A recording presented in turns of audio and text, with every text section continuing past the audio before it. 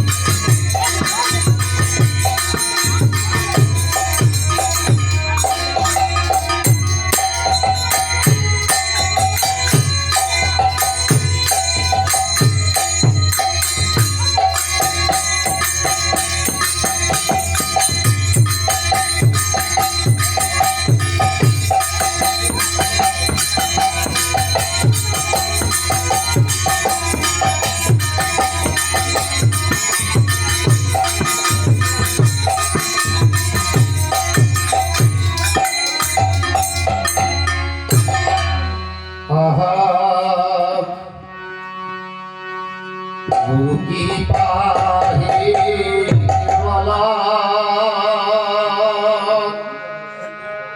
गुरु की पाही देवला, गुरु की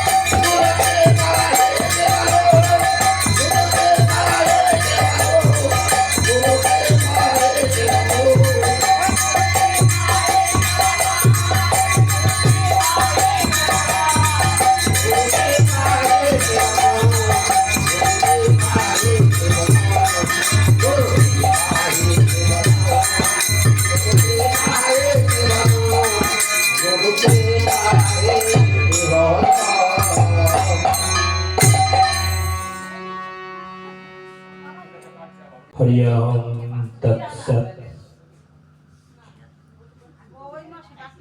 আজ এই নামযজ্ঞ অনুষ্ঠানে আমরা এই সান্ধ্যকালীন সুন্দর পরিবেশে, একটু সাউন্ডটা ঠিক করবে, সুন্দর পরিবেশে আমরা আজ আসুন সকলে মিলে হরিকথা কৃষ্ণ কথায় খানিকটা যাপন করি এবং সেই সাথে আস্বাদন করি। দেখুন, ভগবানের কথা, হরিকথা, কৃষ্ণ কথা এতই মধুর,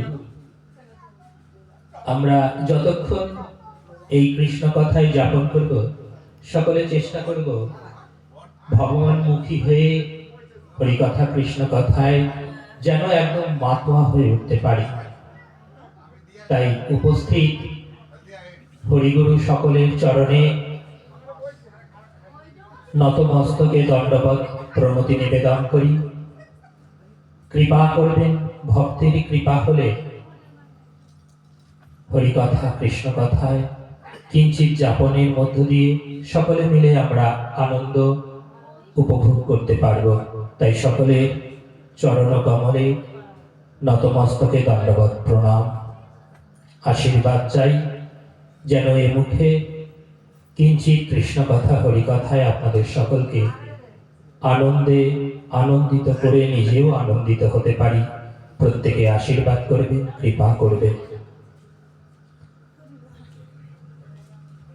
হরিকথা, ভগবত কথা, এই ভাগবতীয় শাস্ত্র একদিকে যেমন ভগবান সম্বন্ধীয় কথা, আরেকদিকে ভগবানের তথা শ্রীহরির মুখ থেকে নিবেদিত মুখনিসৃত বাণী শ্রীমদ্ ভগবদ গীতা। গীতা যা এই মনুষ্য শুধু নয়, এই জীবাত্মার যত জীব এই জড়জগতে আছে প্রত্যেকে শাস্ত্রীয় গ্রন্থ, ইংরেজিতে ম্যানুয়াল বলা হয়। আর ভগবান সম্বন্ধীয় কথা শ্রীমদ্ ভাগবত। আসুন আজকে আমরা এই নামযজ্ঞানুষ্ঠানের সান্ধ্যকালীন শুভ মুহূর্তে ভগবান সম্বন্ধীয় কথা এবং কিঞ্চিত ভগবানের মুখনিসৃত বাণী শ্রীমদ্ ভগবদ গীতা থেকে ভগবান সম্পর্কে কিছু জানি। ভগবান তার স্বরূপ কিভাবে বর্ণনা করছেন, আমরা কি করে ভগবানকে চিনব, ভগবান কে। ভগবান গীতার 7ম অধ্যায়ে বিজ্ঞান যুগে খুব সুন্দরভাবে নিজেকে বর্ণনা করেছেন।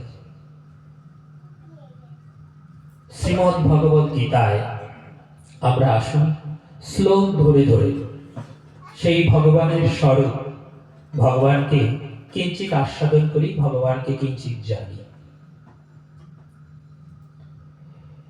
দেখুন, এই যে ভগবান অর্থাৎ যিনি সামগ্রিকতায় ঐশ্বর্যবান, ভগ শব্দের অর্থ সামগ্রিক এবং বান বলিয়া। এই যে ইহ জগৎ, মনুষ্য জগৎ, পার্থিব জগৎ, যা কিছু বলি না কেন, এই জড় জগতে আমরা যে জীব, তার মধ্যে শ্রেষ্ঠ জীব মনুষ্য। আমরা জগতে এসেছি ওই অথাত ব্রহ্ম জিজ্ঞাসার উত্তরে, যে আমরা জগতে এসেছি কর্ম করবার জন্য। কোন কর্ম? জগৎকে লালিত পালিত করবার কর্ম। আমরা এই জগতে এসেছি জগৎকে লালন পালনের জন্য, কারণ আমরা শ্রীহরির অংশ। প্রত্যেকে আমরা বিষ্ণুর অংশ, কারণ প্রত্যেকে আমরা অমৃতস্য পুত্রা। এই যে জগতে এসেছি মনুষ্য হিসেবে, 80 লক্ষ জনই ভ্রমণ করেছি নানান কীট পতঙ্গ পশু পাখি তার মধ্যে দিয়ে, এবং 4 লক্ষ জনই আমাদের জন্য ধার্য হয়েছে এই মনুষ্যের জন্য। আমরা এই যে হরিকথা, কৃষ্ণ কথা, নাম যজ্ঞাদি যা কিছুই করি না কেন, সবটাই ভগবানের উদ্দেশ্যে। কারণ ভগবান এই জগতের স্রষ্টা, ভগবান এই জগতের মালিক, ভগবানের অঙ্গুলি হেলন বিনা এই জগতে কোনো কার্যই সম্পন্ন হয় না। তো যেহেতু আমরা ভগবানের অংশ, অমৃতস্য পুত্রা, পরমাত্মা হতে আত্মারূপে এই জগতে এসেছি। প্রত্যেকে আমরা এক একটা আত্মা। আমাদের এই দেহটা পঞ্চভূতের নশ্বর দেহ, দুর্লভ মনুষ্য জীবন পেয়েছি আমরা। কেন? কারণ এই 80 লক্ষ জনই ভ্রমণ করে তবে গিয়ে এই মনুষ্য দেহ পেয়েছি। তাই আমাদের একমাত্র কর্তব্য কর্ম হচ্ছে ভগবানমুখী হয়ে ভগবানের যে কর্ম, অর্থাৎ জগৎকে লালন পালন করা। দেখুন, এই শ্রীমদ্ ভগবত গীতাতেই আপনারা যারা কম বেশি জানেন, ভগবান বলছে এই জগতে ভগবান যুগে যুগে অবতীর্ণ হন। হরি হরি অর্থাৎ সৃষ্টি, স্থিতি এবং বিনাশ। ভগবানের এই 3টেই কর্ম। আর আমাদেরকে ভগবান যেমন সৃষ্টি করছেন, তেমনি আমাদেরকে লালন করছেন এবং বিনাশও করছেন। ভগবান বিনাশের জন্য এই জগতে বারবার আসেন। সৃষ্টের পালন, দুষ্টের দমন এবং অসাধুকে রেখে সাধুর পরিত্রাণের জন্য ভগবান যুগে যুগে অবতীর্ণ হন।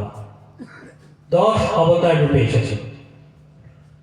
মৎস্য, কুর্ম, বরাহ, নৃসিংহ, পরশুরাম, হরি, রাম, শ্রীকৃষ্ণ, গৌরাঙ্গ মহাপ্রভু। এভাবে ভগবান অবতার রূপে জগতে এসেছেন। মৎস্য অবতার রূপে জগতে এসেছেন সত্য, ত্রেতা, দ্বাপর, কলি। 4 যুগে ভগবান আসছেন। সত্য যুগে মৎস্য, কুর্ম, বরাহ, নৃসিংহ। তারপর মনুষ্য রূপে ভগবান এসেছেন, শ্রীহরি রূপে, নারায়ণ রূপে। ত্রেতাতে রামচন্দ্র রূপে, দ্বাপরে শ্রীকৃষ্ণ ভগবান রূপে। এবং ভগবানের যে লীলা প্রসঙ্গ, রাধা কৃষ্ণ, অর্থাৎ ভগবানের যে আরাধ্য শক্তি, রাধিকা শক্তি, সেই শক্তি এবং ভগবান স্বয়ং যুগল গৌরাঙ্গ মহাপ্রভু রূপে এই কলিযুগে লীলা করেছেন।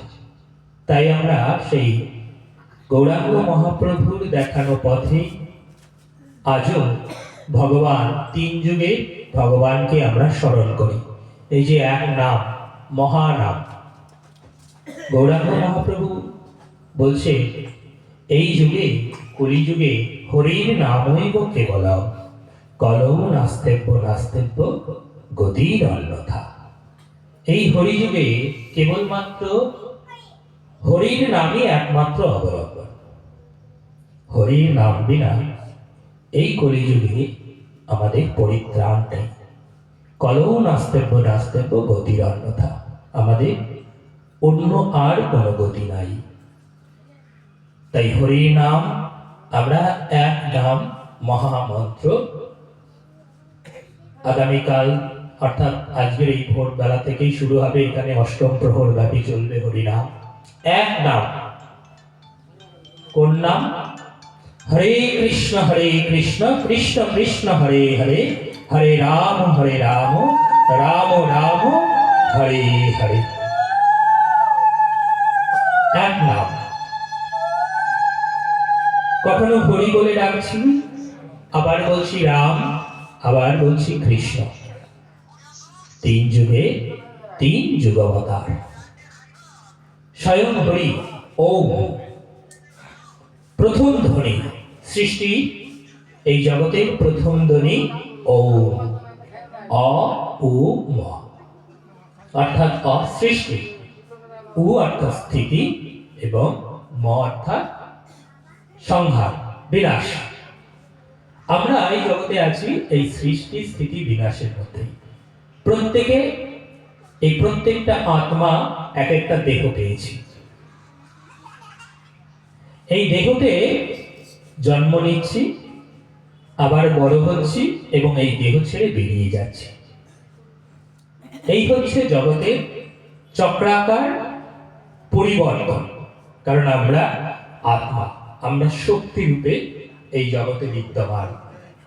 রক্ত মাংসের ক্ষিতি অব তেজ মরুদ্ভ, এই 5 উপাদানে গঠিত এই শরীরে আমরা বিদ্যমান। যতক্ষণ এই শরীরে আছি ততক্ষণ এই জগতের সমস্ত জীব জড় সমস্ত কিছুর মধ্যেই আমরা কি করছি? লালন পালনের কর্ম করছি। আর বাকি সব আমরা যাব মনে করি, তা আমাদের স্থূল জ্ঞান। সূক্ষ্ম জ্ঞান হচ্ছে এই জগতে আমরা আসি লালন পালনের জন্য, ভগবানের সেবা করবার জন্য। কারণ সেবাই পরম ধর্ম।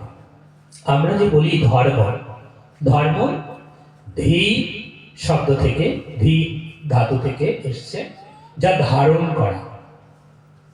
দেখবেন এই যে আগুনটা জ্বলছে, আলো দিচ্ছে, তেল পুড়ছে, আলো দিচ্ছে। এর ধর্ম কি? তাপ এবং আলো দেয়া। জল কাছে কিছু রাখলে ভিজিয়ে দিচ্ছে, উপরে রাখলে নিচের দিকে লাইন পেলে সে গড়িয়ে পড়ছে, জলের ধর্ম। তেমনি এই যে আমরা মনুষ্য, আমাদের ধর্ম কি? মানবিকতা, সেবা। এই জগতে সর্বোৎকৃষ্ট সর্বশ্রেষ্ঠ জীব মনুষ্য, এবং বাকি সমস্ত জীবের সেবা করাই আমাদের একমাত্র কর্ম, একমাত্র কর্তব্য। তাই আমরা ভগবানের সেবা করব, অর্থাৎ এই জগতে ভগবানকে চিনব, জানব, বুঝব, অনুধাবন করব। ভগবানকে অনুধাবন একমাত্র অবলম্বন। কারণ ভগবান হৃদি কমলে অবস্থান করেন, হৃদি সিংহাসনে, হৃদ মন্দিরে অবস্থান করেন। ভগবানকে আমরা যত মন্দিরেই যত রূপেই সাজাই না কেন, যে রূপেই মৃত্তিকায় কোষ্ঠী পাথরে যে রূপেই আমরা দেখি না কেন, ভগবান স্বয়ং এই সপ্তম অধ্যায়ে ভগবানের বর্ণনা করছেন। ভগবান কি রূপে থাকেন জগতে, কিভাবে থাকেন, ভগবান স্বয়ং নিজেকে প্রকাশ করছেন সপ্তম অধ্যায়ে। তারপর ভগবান অর্জুনকে বিশ্বের রূপ দর্শন করাচ্ছেন। আমরা যদি শ্রীমদ্ ভগবত গীতাকে দেখি, ভগবান যেভাবে বর্ণনা দিচ্ছে, এবং এই গীতা গ্রন্থ লিখছেন গণদেবতা গণেশ, সর্বাগ্রে যাকে পূজা করা হয়, একজন দেবতা। আমাদের এটুকু পরিষ্কারভাবে বুঝতে হবে, ঈশ্বর স্রষ্টা হরি, এবং হরি বারবার যুগে যুগে ভগবান রূপে অবতার হয়ে এসেছেন, আর দেবতারা একবারই এসেছেন সেই সত্য যুগে। দেবতাদের কিন্তু আর অবতার রূপে আসতে হয়নি। সৃষ্টিকর্তা ব্রহ্মার আর কিন্তু অবতার হয়নি। দেবাদিদেব মহাদেব সংহারকর্তা, তিনারও কিন্তু আর অবতার হয়নি। অবতার কার হয়েছে? পালনকর্তা বিষ্ণু। বিষ্ণুরই 10 অবতার। বিষ্ণু অংশ হতেই শ্রীকৃষ্ণ, গৌরাঙ্গ মহাপ্রভু, রামচন্দ্র। তাই পালনকর্তা ভগবান বলছেন, আমি পালনের জন্য জগতে আসি।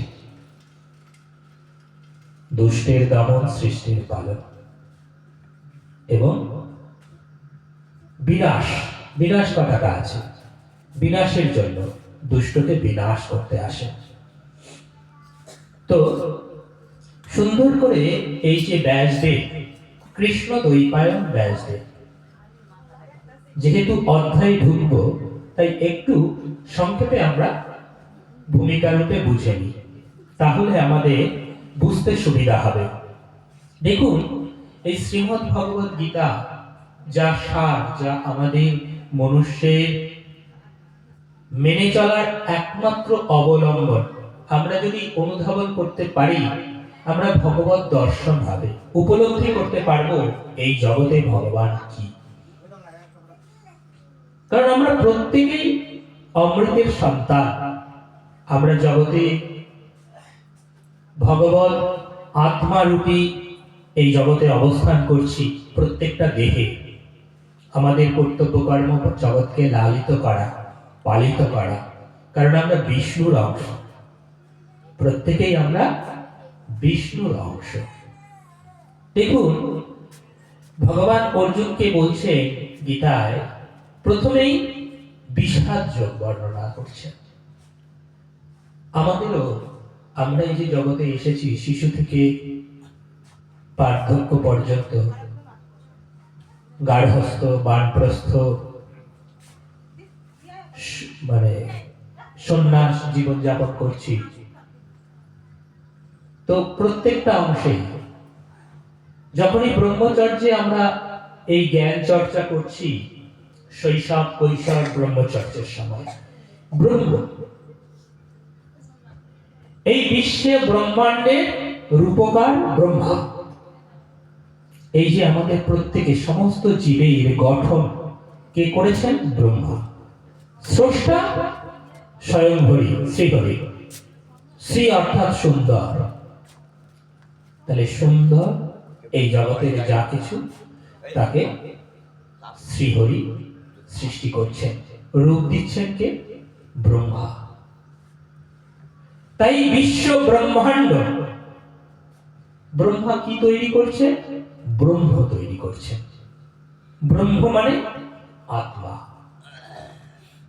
পরব্রহ্মের থেকে ব্রহ্মের সৃষ্টি। পরমাত্মা যা গোলকে অবস্থান করে, গোলক যেখানে পূর্ণত্ব প্রাপ্তি, যেখানে কোনো ছেদ নেই, যেখানে কোনো অর্ধেক নেই, যেখানে কোনো অংশ নেই, পূর্ণ। সেই পূর্ণত্ব অর্থাৎ সেই গোলক থেকে আমরা প্রত্যেকেই এসেছি, আবার সেই গোলকেই ফিরে যাব, যেখানে অবস্থান করছেন পরমাত্মা। আমরা সেই পরম, যার ঊর্ধ্বে আর কিছু নাই, সেই পরম হতে আমরা এসেছি, আবার পরমে মিলিয়ে যাব। ওই পরম অর্থাৎ গোলক, তাই হচ্ছে বৃন্দাবন, যেখানে সকলে মিলে বৃন্দ অবস্থায় থাকে, সামগ্রিক অবস্থায় থাকে। তাই বৃন্দের যে অবয়ব বা বৃন্দের যে অবস্থান, সেটাই হচ্ছে বৃন্দাবন। ওখানে কোনো অংশ নেই, আমরা প্রত্যেকেই অংশ হিসেবে। দেখুন, অর্ধেক অংশ নারী হিসেবে, অর্ধেক অংশ পুরুষ হিসেবে, আলাদা আলাদা অর্ধেক অর্ধেক আমাদেরকে জগতে পাঠানো হয়েছে। কিন্তু মহাপ্রভু দেখাচ্ছেন যে এই জগতে ভগবান অর্ধেক নন। দাপরে ত্রেতাতে অর্ধেক অর্ধেক ভগবান লীলা করছে।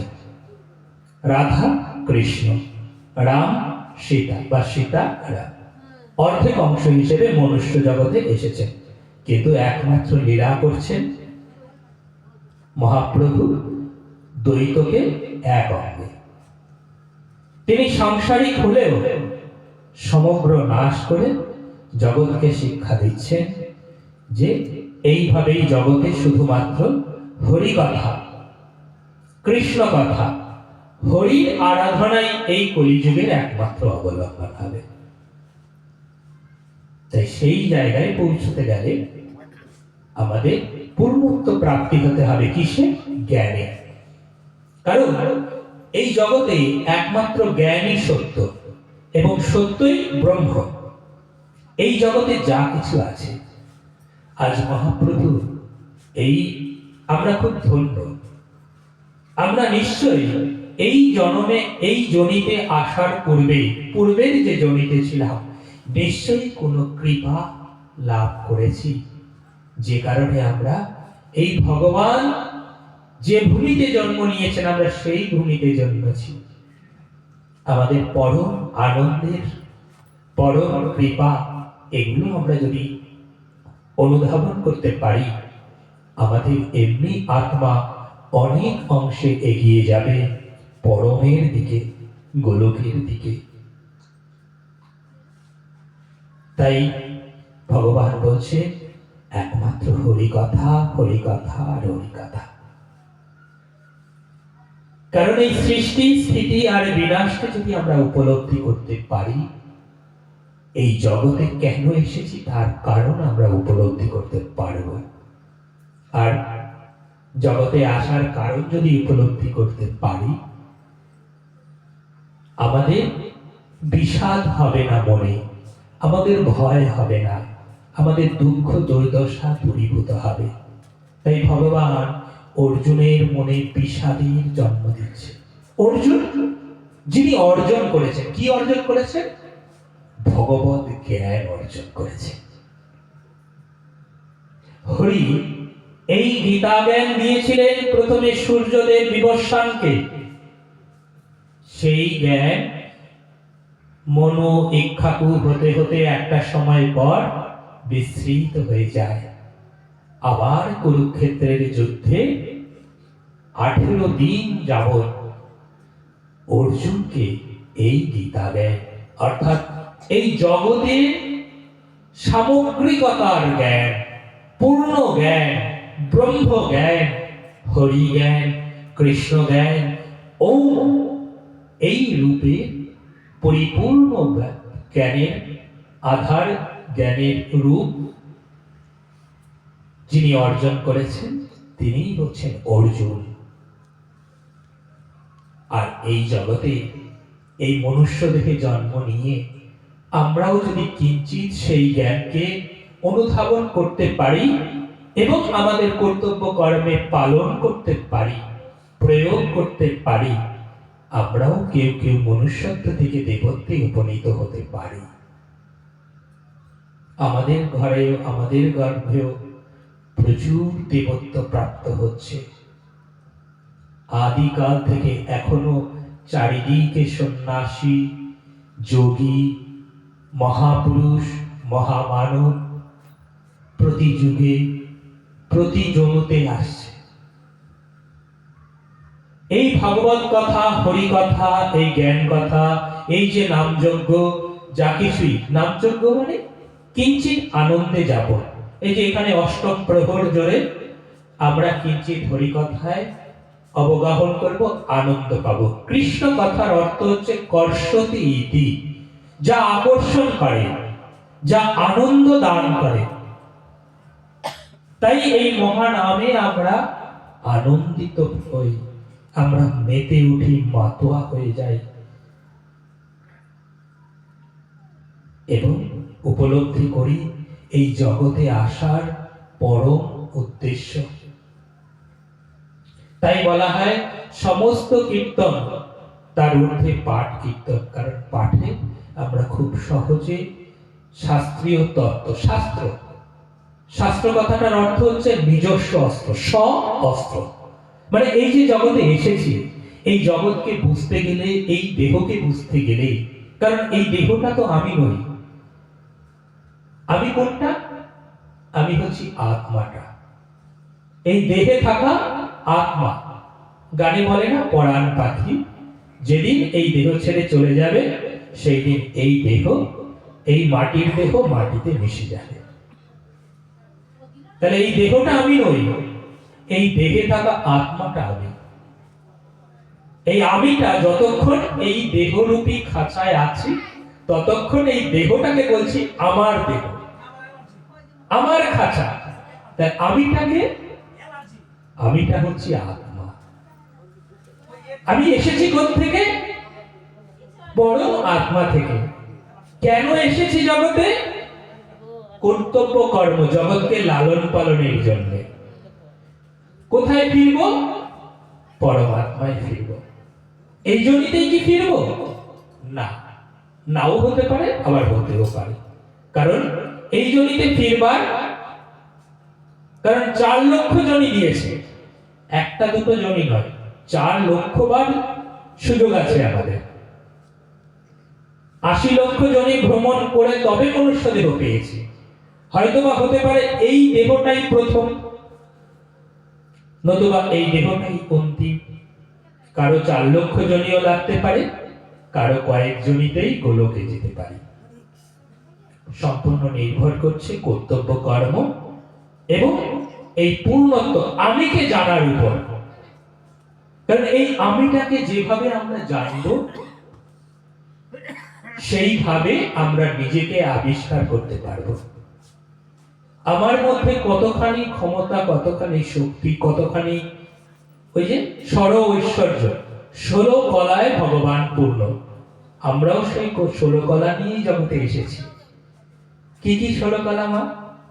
দেখুন সকলেই আজকে একটু আমরা বুঝে নিই, একটু আস্বাদন করি।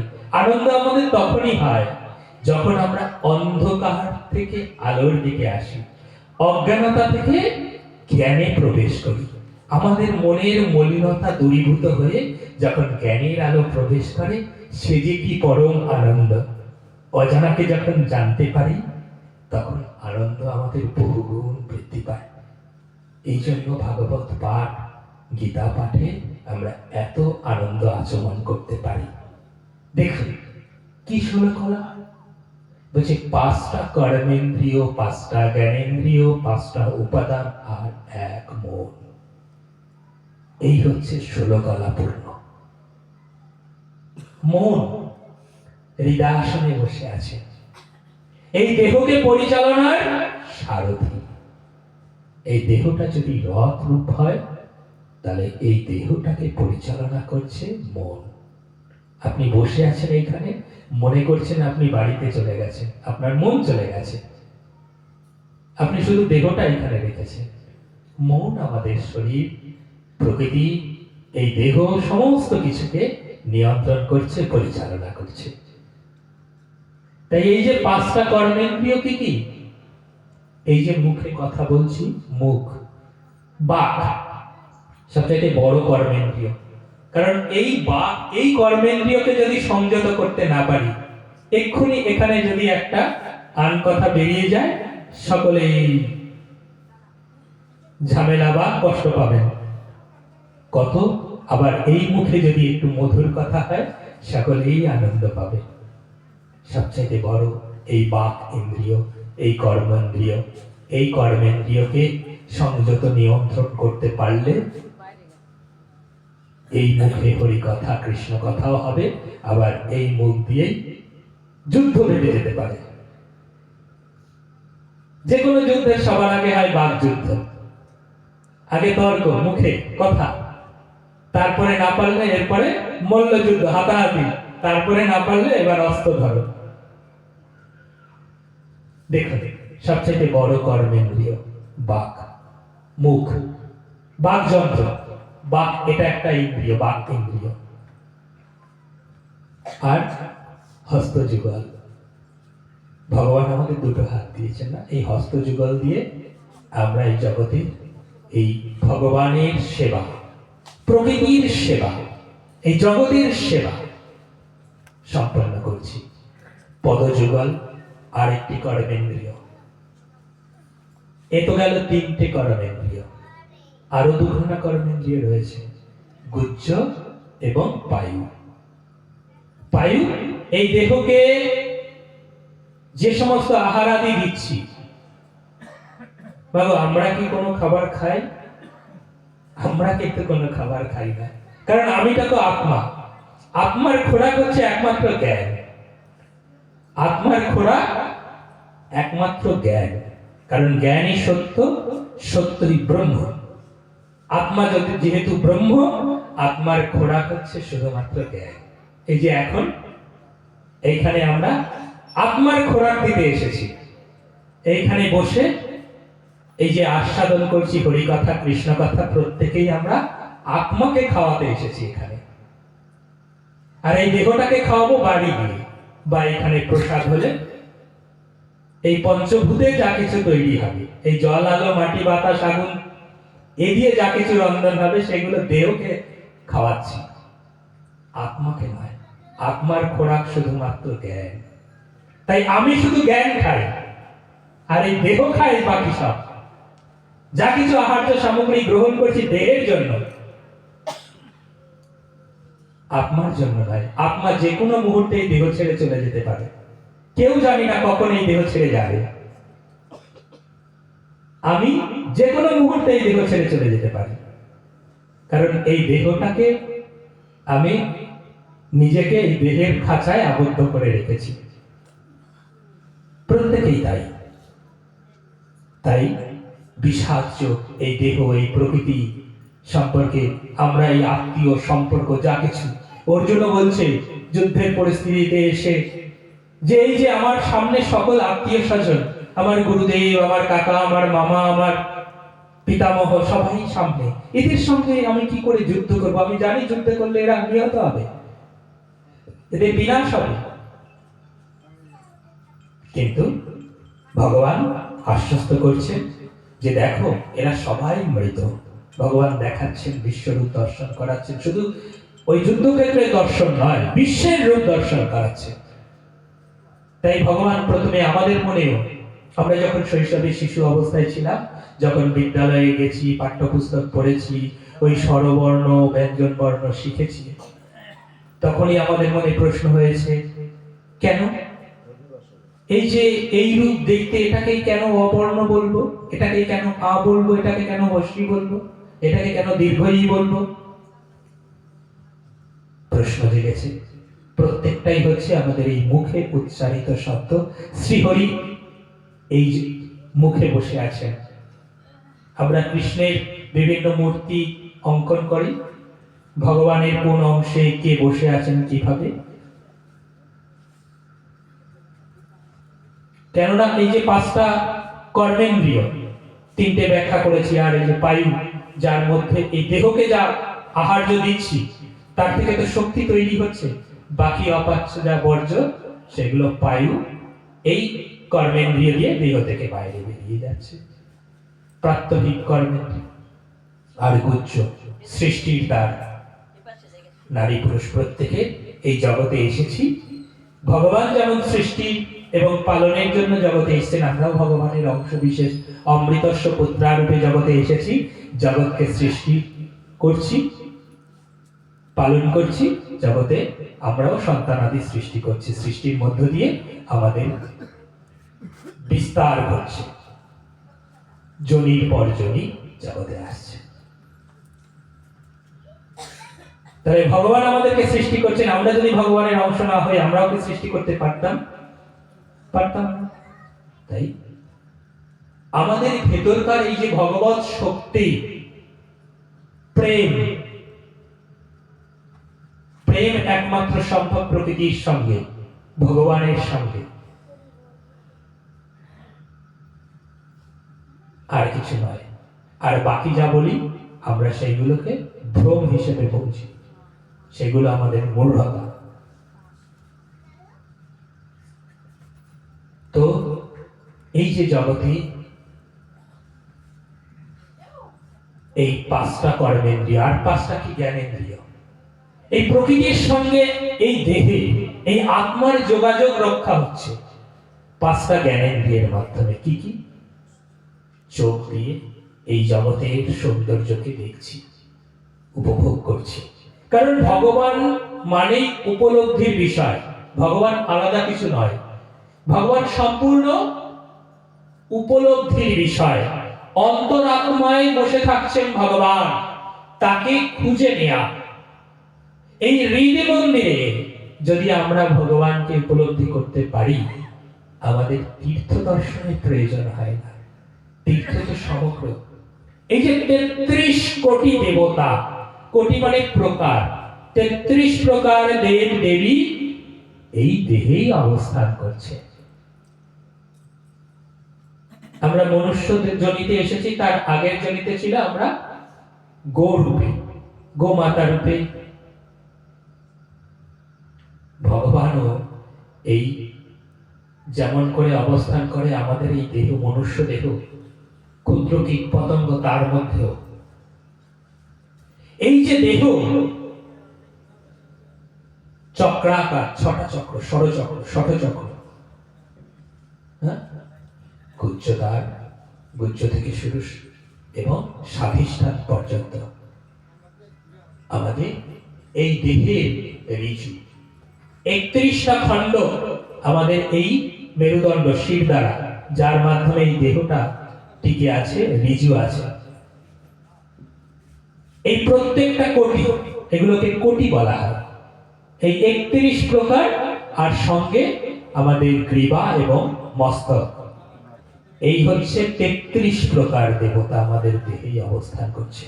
প্রত্যেকটা কোটি, কোটি দেশে, এক একটা কোটি দেশে এক এক দেবতা অবস্থান করছে, এক এক দেবী অবস্থান করছে। এই হচ্ছে 33 প্রকার। 33 কোটি মানে ওই 1.1 লক্ষ কোটি ওই নয়, কোটি মানে প্রকার। 33 প্রকার দেবী দেবী, প্রত্যেক প্রকারের আলাদা আলাদা কর্ম। কেউ বরুণ দেব, কেউ অগ্নিদেব, কেউ পবন দেব, কেউ সূর্য দেব, কেউ মহামায়া দেবী, কেউ যোগ দেবী, কেউ লক্ষ্মী দেবী, কেউ বা বিদ্যার দেবী। এইভাবে দেবী এবং দেবতা। আর ভগবান স্বাধিষ্ঠান চক্রে বসে আছে। আর তাকে উপলব্ধি করতে গেলে কি দরকার? তৃতীয় নয়ন, জ্ঞান নেত্র। সেই জ্ঞান নেত্র যদি জাগ্রত হয়, তাহলে এই হৃদ মন্দিরেই আমরা উপলব্ধি করতে পারি এই প্রকৃতির আসল প্রেম। তখন আমরা প্রত্যেকেই মাতোয়া হয়ে উঠি এবং সেই ভগবত দর্শন হয়। ভগবত দর্শন কোনো মূর্তিতে, কোনো মন্দিরে দর্শন হয় না। ভগবান উপলব্ধির বিষয়, ভগবান আত্ম অনুভূতির বিষয়। তাই সমস্ত তত্ত্বদর্শী যারাই মহামানব, মহাঋষি, মহা মনীষী হয়েছেন, প্রত্যেকে একই কথা বলেছেন। প্রত্যেকের বক্তব্যের সার একই, নিজেকে খোঁজো। তুমি তোমার মধ্যেই জগৎকে পাবে, তুমি তোমার মধ্যেই তোমার ইষ্ট দেবতা ভগবান শ্রীহরিকে পাবে। এই নিজেকে যদি তুমি খুঁজতে পারো, নিজেকে যদি আবিষ্কার করতে পারো, তোমার মধ্যে কি ক্ষমতা আছে, এই জগৎকে তুমি কি দিতে পারো, এই জগৎকে তুমি কেমন ভাবে পালন করতে পারো। যে যেমন কর্ম করি আমাদের পরিচয় কিন্তু তাই। আজকে আপনাদের সামনে গ্রন্থ নিয়ে চর্চা করছি হিসেবে আপনারা ভাবছেন এই লোকটা গ্রন্থ চর্চা করছে, পাঠক পাঠ করছে। এই মুহূর্তে এটাই পরিচয়। আপনারা বসে বসে শুনছেন, আপনাদের পরিচয় এখন শ্রোতা, ভক্ত, ভগবানের কথা শুনছেন। তাই যে মুহূর্তে যে কর্মটা করে, সেই কর্মের উপরে নির্ভর করে তার পরিচয় হয়। আর ভগবান যে আমাদের বর্ণের ভাগ করেছেন 4টে বর্ণ, তাও কর্মের ভিত্তিতে। ভগবান স্বয়ং বলছেন চতুর্বর্ণ মায়া সৃষ্ট গুণ কর্ম বিভাগ। ভগবান 4টে বর্ণ সৃষ্টি করছে গুণ কর্মের ভিত্তিতে। ব্রাহ্মণ, ক্ষত্রিয়, বৈশ্য, শূদ্র। ব্রাহ্মণ যিনি ব্রহ্মকে জেনেছেন, যার মধ্যে নববিধা গুণের সমন্বয় ঘটেছে, যার আত্মজ্ঞান দর্শন হয়েছে, তিনি ব্রাহ্মণ, যিনি এই জগৎকে সুন্দরভাবে বুঝতে পারছেন। জ্ঞানে পণ্ডিত, কোন জ্ঞানে? ব্রহ্ম জ্ঞানে। আর যিনি এই জগৎকে হিসাবে লালন পালনে, জগৎ কোথায় কি আছে না আছে, কেমন কোথায় লাভ ক্ষতি যা কিছু বৈশ্য রূপে বিবেচিত। আর জগৎকে 3টে গুণ, ক্ষত্রিয় কোন 3টে গুণ থেকে রক্ষা করছে? সৃষ্টি, স্থিতি, বিনাশ। এই ত্রয়ী কে খত দিচ্ছেন যারা, তাদেরকে রক্ষা করছেন যারা, তারা ক্ষত্রিয়, রক্ষাকারী। আর এই জগৎকে যারা সেবা দান করছে, এই জগৎকে লালন পালন করছে, তাদের সংখ্যাই জগতে বেশি। এবং ভগবান এই সেবাকারীদের দ্বারাই এই জগৎ সুন্দরভাবে অবস্থান করছে। কারণ ভগবান তো নির্দিষ্ট কোনো বস্তু বা বিশেষ কোনো উপাদান নয়, ভগবান সামগ্রিক। একদম শুরুতেই আজকের আলোচনায় ভগবানের প্রশ্ন। ভগবান, ভগ শব্দের অর্থ সামগ্রিক, বান শব্দের অর্থ বলিয়ান। যিনি শক্তিতে বলিয়ান তাকে কি বলি? শক্তিবান। যিনি অর্থে বলিয়ান তাকে কি বলি? অর্থবান। যার অনেক ক্ষমতা আছে, ক্ষমতাবান। তাই যার 16 প্রকার মানে সর্ব ঐশ্বর্য আছে, এই জগতের সামগ্রিক ঐশ্বর্য যার মধ্যে আছে, তিনি ভগবান। তিনি শ্রী বিষ্ণু, তিনি রামচন্দ্র, তিনি শ্রীকৃষ্ণ, তিনি মহাপ্রভু চৈতন্য, যার মধ্যে চেতনা হয়েছে। মহাপণ্ডিত, মহাপ্রভু, নিমাই, গৌরবর্ণ বলে গৌরাঙ্গ। চৈতন্যে কেমন চৈতন্য? মাত্র 14 বছর বয়স। পুরো নবদ্বীপ যত পণ্ডিত ছিলেন তেনার আগেকার, প্রত্যেকে তার কাছে এসে ভাগবত শিক্ষা নিচ্ছে, ব্যাকরণ শিক্ষা নিচ্ছেন, শাস্ত্র জ্ঞান নিচ্ছেন। তিনি তামাম নবদ্বীপে টোল খুলেছেন মাত্র 14 বছর বয়সে, অর্থাৎ কৈশোরকালে। তাহলে পরিপূর্ণ রূপে ব্রহ্ম জ্ঞান চর্চা করেছেন, ব্রহ্মচর্যে। আমরা এখানে সামনে যারা বেশিরভাগই দেখতে পাচ্ছি, কেউ বানপ্রস্থ, কেউ সংসার জীবনে আছেন, কেউ 2-1 আবার সন্ন্যাস জীবনেও পৌঁছে গেছে।